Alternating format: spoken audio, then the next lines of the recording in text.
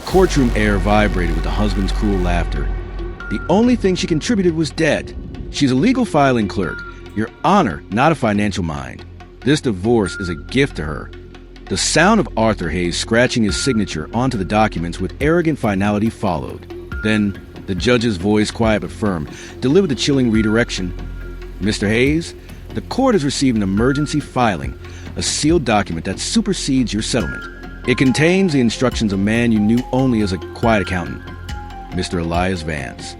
The sharp, shocking sound of the judge's gavel striking the bench, confirming the reading of a will, was the climax, signaling the absolute collapse of Arthur's reality. The setting was a high-security, wood-panel courtroom of the New York family court, currently the stage of the divorce of Arthur Hayes and Maya Vance. Arthur, the 50-year-old CEO of the rapidly expanding firm Onyx Capital, viewed the hearing as a final, humiliating formality. Maya Vance, a woman of dark complexion and quiet demeanor, sat across the aisle. She had spent their 15-year marriage working as a legal compliance specialist, a high-level, technical role that Arthur always deliberately minimized by calling her a clerk. The confrontation began with Arthur's lead counsel, Sterling Marcus, laying out the settlement terms with theatrical contempt. Your Honor, Arthur Hayes is offering a final, non-negotiable settlement of $150,000, Marcus declared. We submit that this sum far exceeds Ms. Vance's financial contribution, which, quite frankly, was negligible. She is simply unable to comprehend the complexity of the assets she seeks to claim.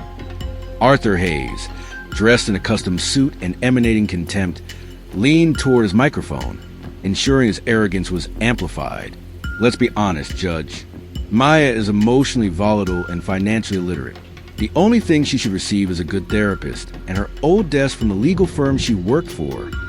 The injustice was a calculated assault on Maya's professional identity and her value as a person of dark complexion, rooted in a hostile assumption that quiet competence equates to low status.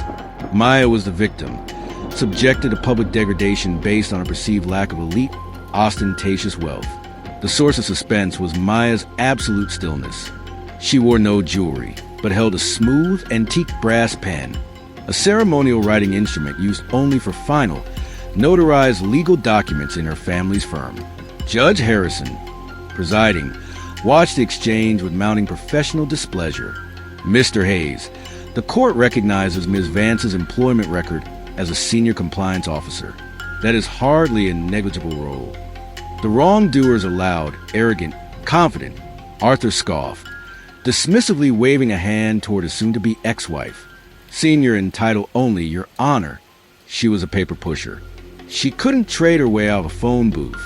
She inherited nothing of value, and she created nothing of value. The growth of Onyx Capital is solely my creation. He then twisted the knife further, targeting her emotional vulnerability. And speaking of inheritance, she's wasting court time mourning her father, Elias Vance, whom she keeps talking about like he was some giant. He was a retired, quiet accountant who died 3 weeks ago. He left her an old watch and maybe a few $1,000s in a savings bond. That's the reality, Your Honor. She has no resources to fight me. Maya suffered emotionally. A sharp intake of breath, the only visible sign of the pain caused by the mocking dismissal of her late father's memory and her own quiet grief. The full weight of Arthur's entitlement, his belief that money bought him the right to rewrite reality and belittle the dead, was emotionally crushing. Must include one specific, non-verbal act of dignity or kindness from the protagonist despite the mistreatment. Ignoring Arthur completely, Maya reached forward, took the antique brass pen, and calmly signed the final divorce papers Arthur had so triumphantly pushed forward. She signed the documents, knowing they sealed her freedom from him, making her prepare for the incoming transfer of power. This deliberate act of quiet compliance in the face of provocation was the ultimate signal of her control. Arthur cheered the signature, believing he had won the war. There it is. Done. The case is closed, Your Honor. Now let's finalize the settlement. The flow of the story tightens here, focusing the suspense entirely on the judge's external contact. Judge Harrison received a high priority, encrypted call directly to the bench. He held up a hand, silencing the triumphant Arthur. Mr. Hayes, counsel, the court is recessed for a moment, Judge Harrison announced, speaking into the secure line with focused urgency. The delay was highly unusual in a family court setting, immediately signaling to the room that a powerful external force was now involved. A low-status relative intervened. Sarah, the nervous young court reporter, paused typing the transcript and looked pointedly at the clock, her eyes wide. She reached out and quietly placed a fresh glass of water near Maya, a small, discreet gesture of sympathy for the recently widowed woman. Arthur, incensed by the pause and perceived kindness, pointed a furious finger at Sarah. "What is your problem? Stop delaying. Don't touch her. We have a settlement signed." Arthur successfully silenced the low-status intervention. The pressure mounted. Arthur was victorious, convinced he had secured his financial victory, yet something far larger was clearly shifting outside the courtroom walls. A high-status character starts paying attention.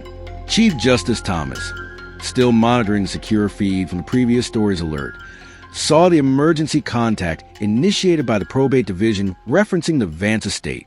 Recognizing the high-level legal risk tied to the name Elias Vance, Thomas issued a full security lockdown on the entire floor, ensuring no one could leave until a confidential matter was resolved.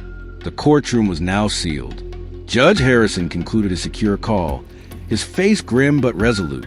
He picked up a sealed, red-stamped file, delivered to the bench during the recess. The file was visibly thick and bore the seal of the New York Superior Court, Fiduciary and Probate Division. "Mr. Hayes, the court must address this filing immediately, as it directly impacts Ms. Vance's financial standing and, by extension, your entire settlement argument," Judge Harrison stated, his voice a low, commanding tone that brooked no interruption. Arthur Hayes laughed, a strained, desperate sound. "Judge, I told you, her father was an accountant. This is a distraction. He probably left her a few $100,000. That doesn't change my $5 billion asset base. My assets are fully protected from any small inheritance she might receive." Maya sat absolutely still, her eyes locked on the judge. She reached into her locket and pulled out a small metallic flash drive, the final piece of the puzzle. This action, visible only to the judge and Arthur, was a deliberate escalation. "Counsel, Mr. Hayes, I am compelled to read a segment of this document into the court record," Judge Harrison announced. He broke the seal. "This is the final will and testament of the late Mr. Elias Vance. It identifies the deceased not as a retired accountant, but as the private founder and chairman of Aethelon Global Equity, a holding corporation with estimated assets exceeding $35 billion.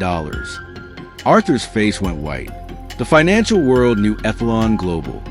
It was a ghost entity that controlled the vast majority of leveraged lending in New York, a company considered too large and too secretive to ever be fully mapped. Just before the shocking reveal, we want to take a quick moment to thank you for your support, love, and kindness. We wouldn't have come this far without you. Subscribing is one of the best ways you can help us. It's quick, free, and allows us to continue to bring you great content. Your support means everything. Let's keep this channel growing collectively. Where are you watching from? Drop your city and country in the comments below. Thank you very much. Now, let's get back to the story. Judge Harrison looked directly at Arthur, whose breath was failing him. "Mr. Hayes, the terms are explicit. Due to the secrecy required for Aethelon's operations, Ms. Maya Vance was instructed by her father to keep her identity and her role as the sole heir secret until the final divorce papers were signed." The judge read. He then read the operative clause that sealed Arthur's doom. The will stipulates that all assets are immediately transferred to control of Chairwoman Maya Vance. Furthermore, the largest debtor to Aethelon Global Equity is currently listed as the holding company for Onyx Capital. Your firm, Mr. Hayes, is collateral. Arthur tried to speak, but only a desperate gasp emerged. Ms. Vance has exercised her fiduciary right as chairwoman. Judge Harrison concluded, his voice ringing with authority. She has called the loan due, effective at the moment she signed these divorce papers. Arthur Hayes did not collapse or scream. He simply froze. The magnitude of the revelation that the quiet clerk he despised was the sole owner of the $35 billion entity that held his own $5 billion firm captive was too massive for an emotional reaction. His lawyer, Sterling Marcus, immediately began frantically packing his own files, seeking distance from his ruined client. Judge Harrison waited a moment, allowing the devastating silence to settle over the sealed courtroom. "Mr. Hayes, did you hear the ruling?" the judge asked softly. "Your firm, Onyx Capital, is collateral on a loan that has been called due. Your former wife, Ms. Maya Vance, is now the legal chairman of the holding company, Aethelon Global Equity, which controls that loan." Arthur finally managed to speak, his voice a pathetic croak. "The firm is too big to seize. The market will collapse. She can't do this. I am the CEO." Maya Vance, the woman of dark complexion, stood up slowly. She plugged the small metallic flash drive into the judge's secure terminal, initiating the final automated transfer protocols. "Arthur, as a senior compliance officer, I spent 15 years creating the legal firewalls my father required to execute a clean, instant takeover if the debt was called," Maya said, her voice now cold and professional. "You focus on the flash, I focus on the foundation. Your personal guarantee was secured against the firm's equity. You signed that guarantee 5 years ago, right after you started complaining about my negligible income." The judge pointed to the flash drive's display. "Ms. Vance is executing a non-hostile fiduciary transfer, ensuring market stability. Mr. Hayes, your status as CEO of Onyx Capital is terminated, effective immediately. The transfer is complete." The ultimate truth was revealed. Arthur Hayes had signed his own professional and financial death warrant when he mocked his wife's competence and demanded she sign the divorce papers. His casual cruelty had been precisely the trigger for the largest, quietest corporate seizure in New York history. The judge addressed the disgraced ex-husband. "Mr. Hayes, the only thing remaining to be determined is the division of the marital estate you brought to court. You generously offered Ms. Vance a settlement of $150,000, claiming she deserved nothing more than her clerk's salary." Arthur, pleading desperately, stumbled forward. "I withdraw that. I'll give her the mansion. I'll give her everything." "Maya, please, I know."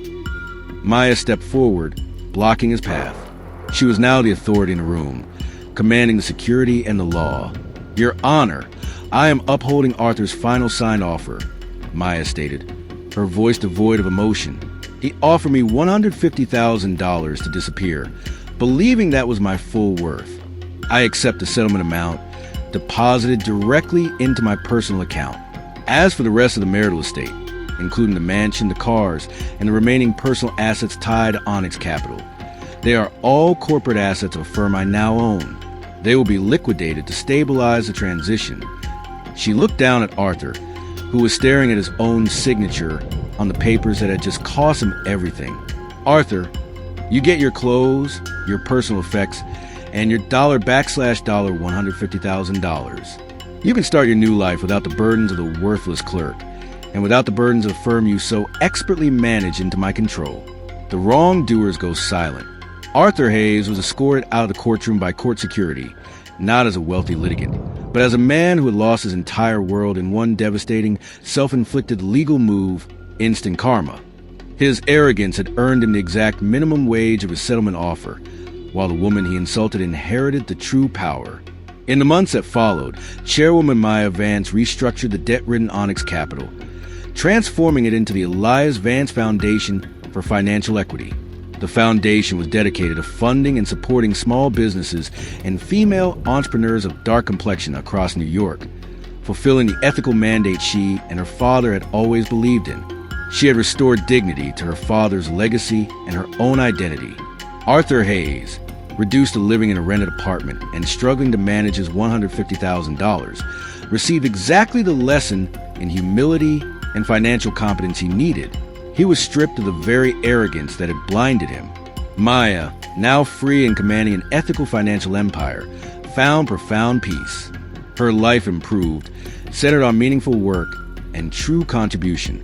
She had enacted deep reflection. The moral resolution was powerful and final. The greatest power is not the wealth one acquires, but the quiet, strategic authority built on integrity. The authority that can, at the perfect moment, dismantle the loudest arrogance with a single legal signature. Never allow arrogance to blind you to the quiet potential of those you underestimate. The true measure of a person is not found in their job title or visible assets, but in their character and strategic patience. The truth is, the most powerful and life-changing resources often with a mask of humility, and treating anyone with contempt is always a contract you sign against yourself.